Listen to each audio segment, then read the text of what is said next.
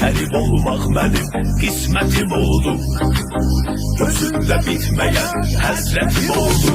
Esen yerlere düştüm, gurbet ellere düştüm. Vətəndən ayrı kaldım, garip yerde qocaldım. Esen yerlere düştüm, gurbet ellere düştüm. Vətəndən ayrı kaldım, garip yerde qocaldım.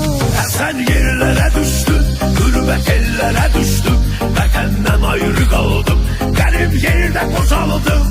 Sən yerlərə düşdün, qürbət ellərə düşdüm. Vətəndən ayrı qaldım, qərib yerdə qocaldım.